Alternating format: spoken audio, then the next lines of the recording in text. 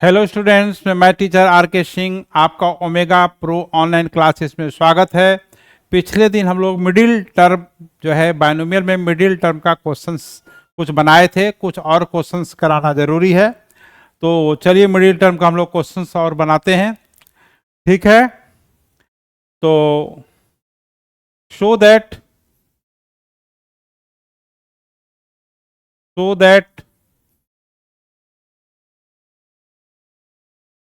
The middle term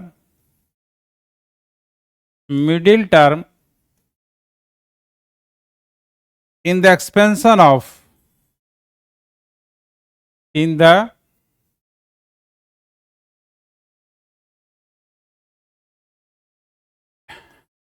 expansion of x minus 1 by x की power 2n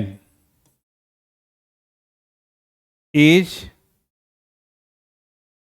135 2n minus 1 odd factor है by factorial n और -2 की power n। इस binomial का middle term जो होगा ये प्रूफ करना है कि 1 into 3 into 5 up to 2n minus 1 यानी ऑड फैक्टर है, नीचे बाय फैक्टोरियल n है, -2 की पावर n है, ठीक है। तो देखिए यहां पर बाइनोमियल में क्या है कि x माइनस 1 बाई एक्स की पावर 2n है। 2n इवन नंबर है, इवन जब होता है तो टर्म ऑड होता है। इस केस में एक ही मिडिल टर्म होगा, तो इसका सॉल्यूशन ये होगा, बिल्कुल एकदम एक्सप्लेन करके समझाते हैं सॉल्यूशन में। Since power of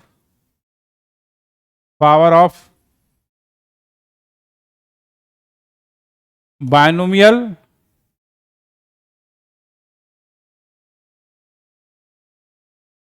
expansion is n even, then the number of terms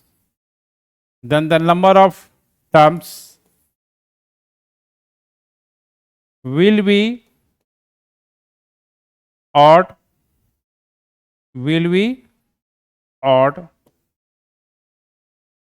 in this case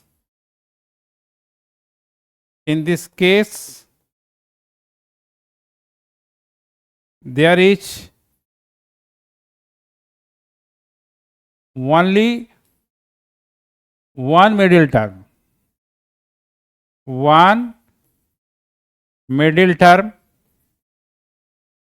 and that term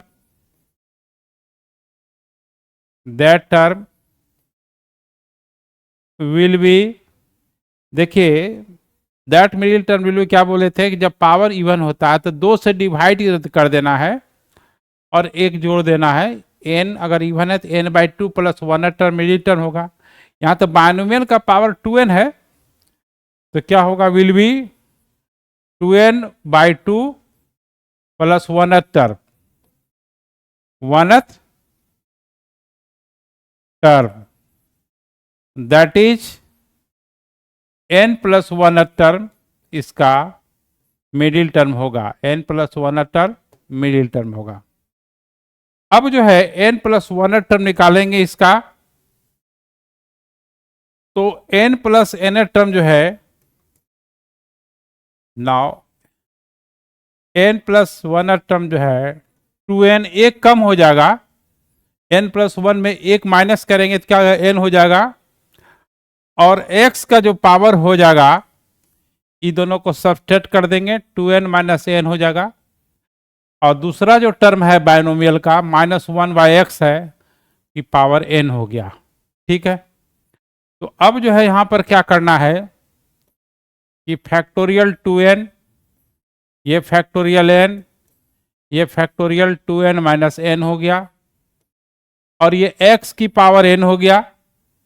ये जो है इसको -1 इंटू 1/, एक स्टेप और लिख देते हैं, समझने में आसानी होगी आपको। ये हो गया। अब देखिए फैक्टोरियल 2n को 2n 2n minus 1 2n minus 4 sorry 2n minus 2, एक मिनट, यहां पर 2n माइनस 2 होगा, है ना, 2n माइनस 2 2n माइनस 3 और ये हो जाएगा आपका 5 4 3 2 1 1 हो जाएगा।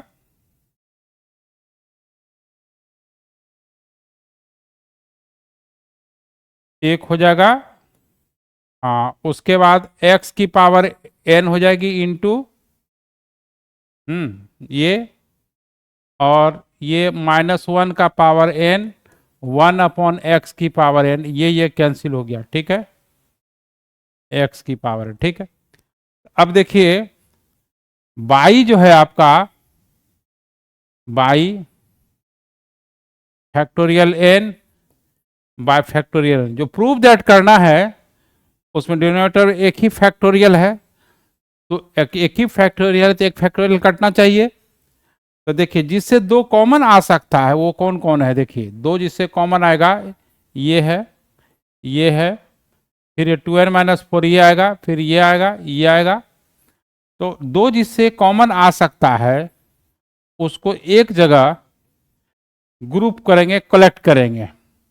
2n 2n minus 2 2n minus 3 तो नहीं आएगा, 2n, उसके बाद 2n माइनस 4 है, 2n माइनस 5 है, 2n माइनस 6 है, पर डॉट डॉट करके लिखा हुआ है, फिर 4 और 2 हो गया।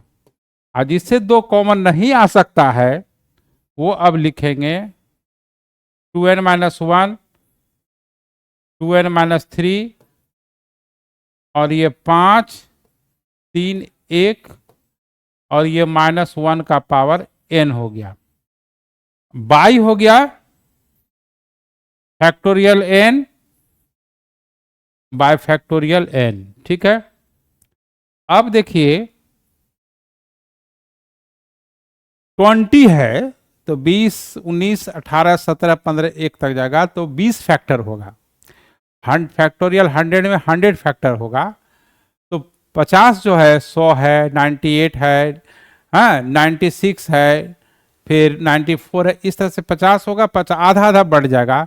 तो फैक्टोरियल 2n में जो है, जो इवन फैक्टर है वो आधा होगा, ऑड फैक्टर आधा होगा, तो 2n का आधा कितना, n होगा। तो ये जो आपका इसमें क्या करना है देखिए, हाँ यहाँ पे नेक्स्ट पेज जाना पड़ेगा। देखिए 2n है, यहां पर 2 कॉमन ले लेंगे तो यहाँ n बचेगा, फिर 2n माइनस 2 है तो 2 कॉमन ले लेंगे तो n माइनस 1 बचेगा, 2n माइनस 4 है तो n माइनस 2 होगा। अब फिर देखिए 4 है तो 2 इंटू 2 होगा, ठीक है, 4 2 है तो 2 इंटू 1 होगा। देखिए 4 को 2 इंटू 2 लिख देंगे। इधर जो है, जो ऑड वाला है 1 3 5, ये 2n माइनस 1 हो गया, हाँ, और -1 का पावर n हो गया by factorial n, by factorial n। अब करना क्या है, दो इससे आउट करेंगे, दो इससे आउट करेंगे, दो इससे आउट करेंगे, दो इससे लेंगे, दो इससे लेंगे। तो चूंकि n फैक्टर है, क्या है, n फैक्टर है, तो 2 को n बार मल्टीप्लाइड करेंगे, क्योंकि इस फैक्टर से 2 2 कॉमन होगा, तो 2 को n बार मल्टीप्लाइड करेंगे तो 2 का पावर n होगा। जैसे x को n टाइम्स मल्टीप्लाइड करेंगे तो x की पावर n होगा, तो इसमें से 2 कॉमन हो गया, तो देखिए ये 2 बचा, इस, हाँ 2 ले लिए, यहाँ 2 ले लिए, ये वाला 2, फिर ये वाला 2, फिर ये वाला 2, हाँ फिर ये वाला 2।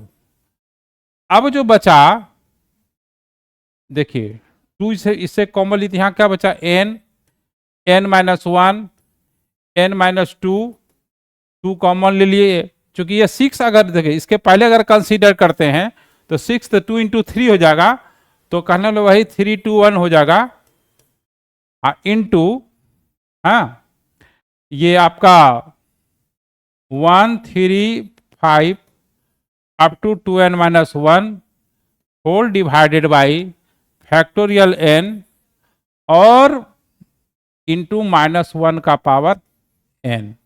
तो कहने का मतलब ये है कि 2 को जब n बार मल्टीप्लाइड करेंगे यही 2 का पावर n हो जाएगा। ये n फैक्टोरियल n इसको लिखेंगे, क्योंकि फैक्टोरियल n क्या होता है, n n-1 n-2 n-3, 3 two factorial n कर देंगे। अब फिर क्या होगा, 1 3 5 2n-1, हाँ 2n माइनस, हाँ 2n, हाँ 2n-1 हो गया। और ये आपका 2 फैक्टोरियल है, सॉरी यहाँ पर 2 फैक्टोरियल है, देख रहे हैं ना, तो फैक्टोरियल n, फैक्टोरियल n -1 का पावर n, तो ये कैंसिल हो गया। तो हमको यही नहीं प्रूफ करना है, 2 का पावर n को माइनस इंटू -1 को -2 का पावर n भी लिख सकते हैं, ऐसा भी आ सकता है, कोई दिक्कत नहीं है। 1 3 5 2n-1 बाई फैक्टोरियल n और -1 का पावर n, ठीक है, यही हुआ इसका मिडिल टर्म।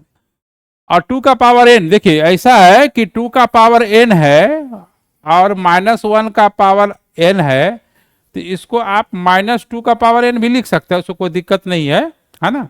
ऐसा भी हो सकता है ये 2 का पावर n यहाँ नहीं रख करके -2 की पावर n हो जाए। तो इस तरह से हम लोग मिडिल टर्म पढ़े, पिछले बार डिजिट वाला पढ़े थे, ये थोड़ा सा ये n पे बेस्ड क्वेश्चन था, ठीक है। अब जो है हम लोग मिडिल टर्म पढ़ लिए, जनरल टर्म पढ़ लिए, अब हम लोग ग्रेटेस्ट टर्म पढ़ेंगे। क्या पढ़ेंगे, ग्रेटेस्ट टर्म। तो हम लोग ग्रेटेस्ट टर्म क्या होता है वो जानना है।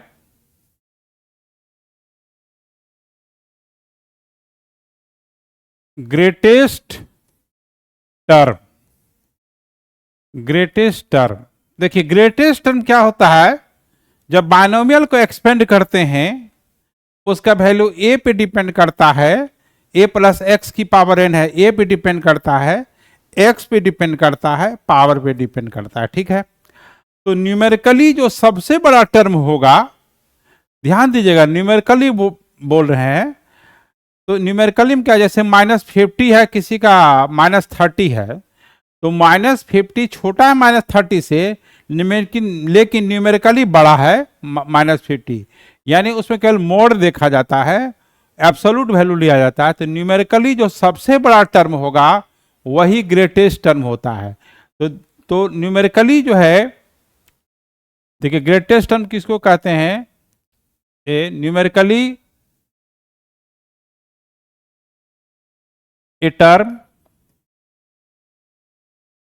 टर्म हुज वैल्यू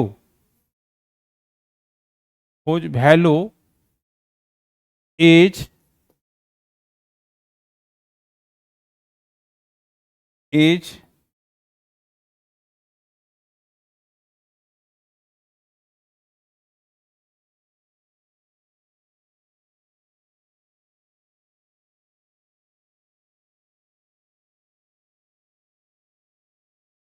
हाँ 1 मिनट, ये हो गया।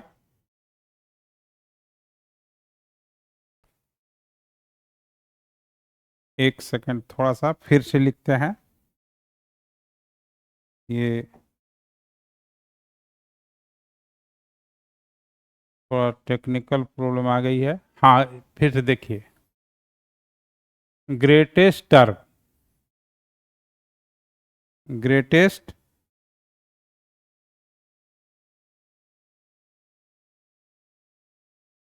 Greatest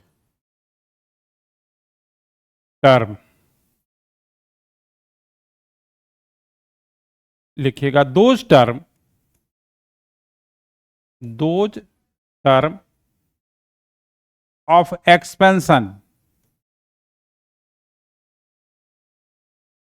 whose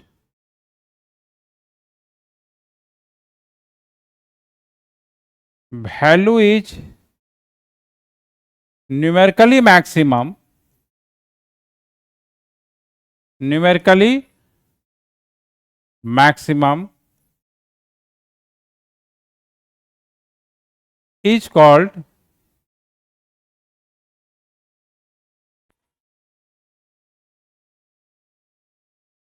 greatest term. जिसका बड़ा वैल्यू होता है वही जो है आपका ग्रेटेस्ट टर्म कहलाता है, ग्रेटेस्ट टर्म। अब ग्रेटेस्ट टर्म कैसे निकाला जाता है वो मेथड सीखिए। जैसे बुक में जो कॉमन मेथड है, let r term is greatest term t r by t r minus one, t r by t r plus one greater than one, फिर 3-4 इक्वेशन, 2-3 इक्वेशन से बनता है, वो लंबा मेथड हो जाता है। ठीक है, तो आपको बताते हैं method for finding the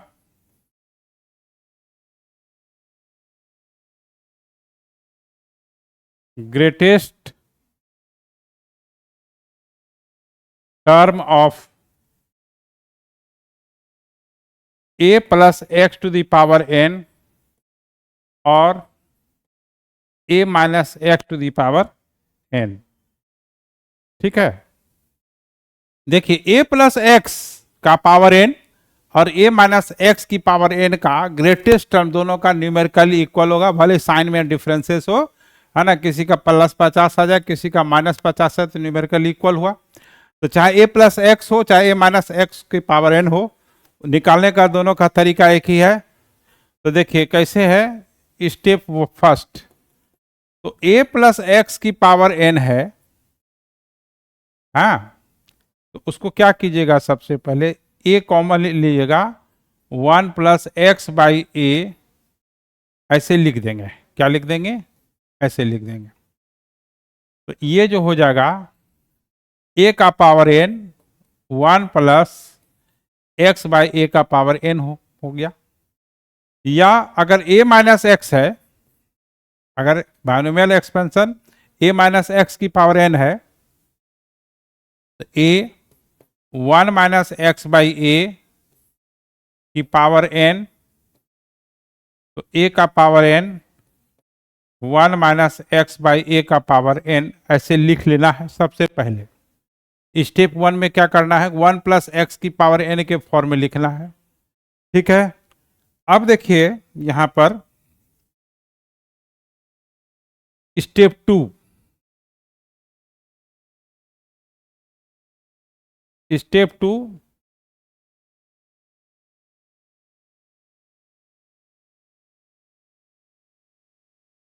step 2 क्या है, let m equal to n plus 1 mod x by a plus 1। Mod में निगेटिव होगा ना, जैसे माइनस एक्स बाई ए होगा तो प्लस कर देगा, के मान लीजिएगा।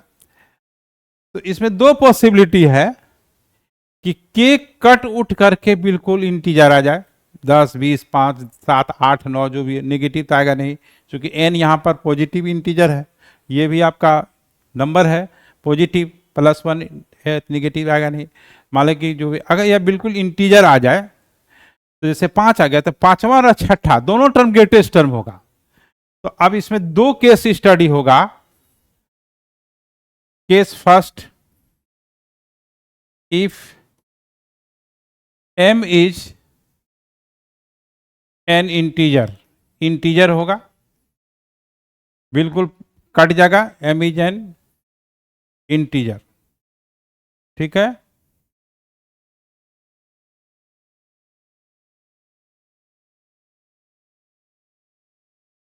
Integer, then tm and tm plus 1th term, 1th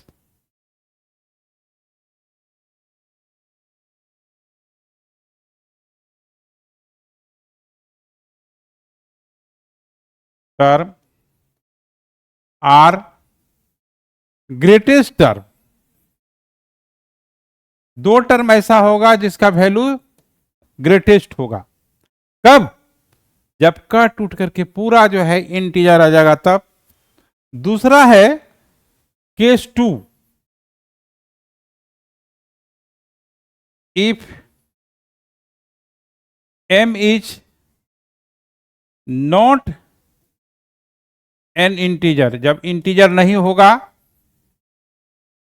then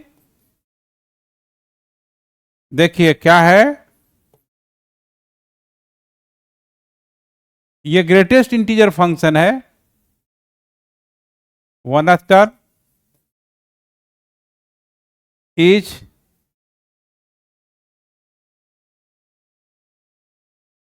greatest term, वो ग्रेटेस्ट टर्म होगा, ग्रेटेस्ट टर्म होगा। अब इसमें देखिए क्या है, थोड़ा ये बताते हैं फ्रैक्शनल पार्ट क्या है। देखिए जैसे कि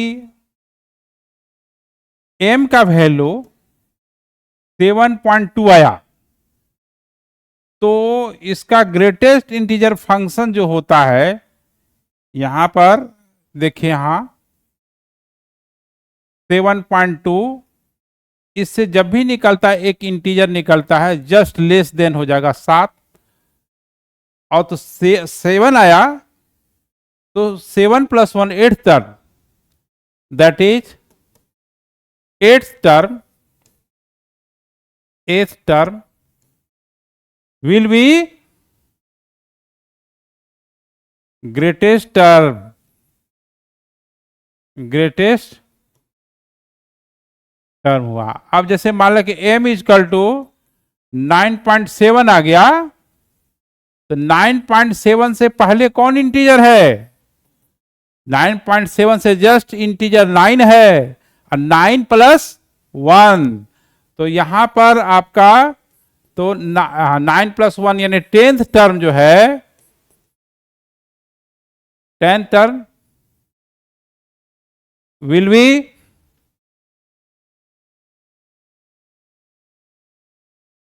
ग्रेटेस्ट टर्म, है ना। तो कहने का मतलब ये है जैसे कि m = 4.6 है, तो ये हो जाएगा 4, that is 5th term will be greatest term,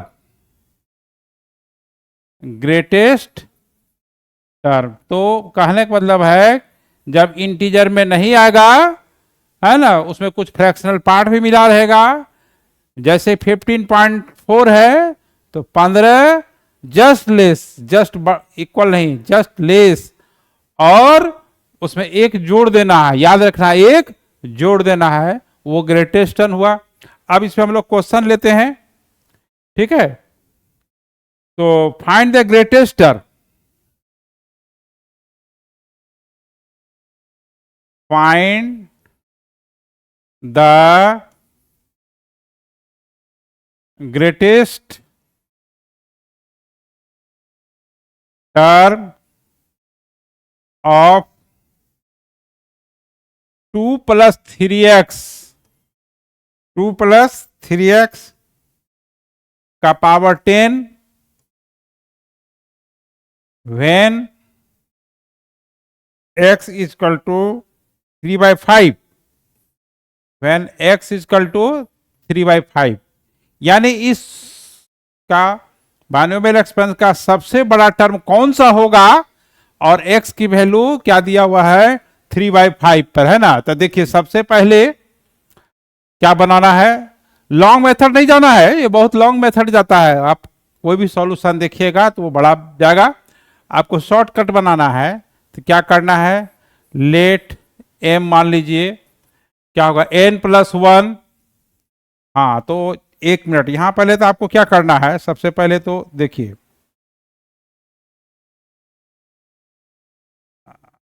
हाँ, यहां पर सबसे पहले पहला स्टेप क्या है, देखिए 2 + 3x की पावर 10। सबसे पहला स्टेप क्या बताए थे कि x की ये 1 प्लस एक्स की पावर n, यानी कांस्टेंट को कॉमन ले लीजिए। जिसमें कांस्टेंट 2 है, 3 भी कांस्टेंट है, लेकिन 2 को लेना इसलिए कि 1 यहां आना जरूरी है, तो 2 कॉमन ले लीजिएगा, तो 1 प्लस 3/2 x हो गया, होल पावर 10 हो गया। ठीक है, तो अब क्या हो गया, ये 2 का पावर 10 हो गया, 1 प्लस 3/2 x पावर 10। अगर माइनस भी रहता तो उसका कोई टेंशन नहीं था, मोड ले लेते तो वही बनाने का तरीका हो जाएगा। तो यहां पर क्या है,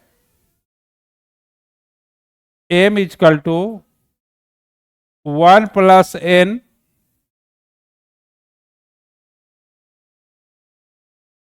मॉड x/a।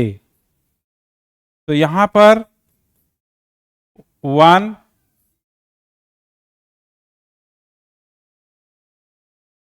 10 x/a ये हो गया। मोड ले लेते हैं, हालांकि प्लस वाला मोड लेने की आवश्यकता नहीं है, माइनस रहता ना 2 - 3x, तो यहां प्लस होना चाहिए बीच में। 11 हो गया, 3/2 x के जगह पर 3/5 हो गया, तो 11 हो गया, 10 9 और ये 10, तो m इजकल टू ये ऊपर चला जाएगा, ये 19 हो गया, 110 और 19 हुआ, तो m का वैल्यू क्या होगा, 5। देखिए इसमें 110 को 19 से डिवाइड करना है, हाँ ठीक है, तो ये हो जाएगा आपका 15 हो जाएगा। ठीक है, और 19, तो इसमें फिर क्या लगेगा बताइए, 7 नहीं लगेगा, 7 लग जाएगा, 7 7 लग जाएगा, है ना, छोड़िए उससे कोई मतलब नहीं है, पर एक रफ एड लेना है। 5.7 5.8 भी लिखा जाएगा, तो उससे आंसर में कोई फर्क नहीं पड़ेगा, केवल इंटीग्रल पार्ट सही होना चाहिए। ठीक है, तो 5.7 हो गया, हाँ 6 54 7 63 और 7 7 13, ठीक है हो जाएगा। ठीक है, तो 5.7 हो गया, तो आपका ये केस 2 का हो गया, केस 2 का हो गया, क्योंकि ये फ्रैक्शन में आ गया। देखिए इसमें इंटीग्रल पार्ट 5 है, फ्रैक्शनल पार्ट, तो अब 5.7 हो गया। अब क्या होगा, देखिए m का ये ग्रेटेस्ट इंटीजर फंक्शन लीजिएगा 5.7, तो 5 हो जाएगा, यानी छठा टर्म ग्रेटेस्ट टर्म होगा, 6 टर्म क्या होगा, ग्रेटेस्ट टर्म होगा। बस 1 सेकेंड का काम अब बचा हुआ आपका, तो छठा टर्म जो है आपका ग्रेटेस्ट टर्म होगा। तो यहां 10c5 2 की पावर 5 3x की पावर 5, तो ये जो है आपका factorial 10 bye factorial 5 bye factorial 5 2 का पावर 5, हाँ, और 3 का पावर 5 और x की पावर 5, और x का वैल्यू दिया हुआ है 3/5, तो 3/5 का पावर 5, इसको अब सॉल्व कर लेना है, वही इसका ग्रेटेस्ट टर्म होगा। और कुछ ग्रेटेस्ट टर्म पे क्वेश्चन बनाएंगे हम लोग नेक्स्ट क्लास में। ओके बाय, फिर मिलते हैं।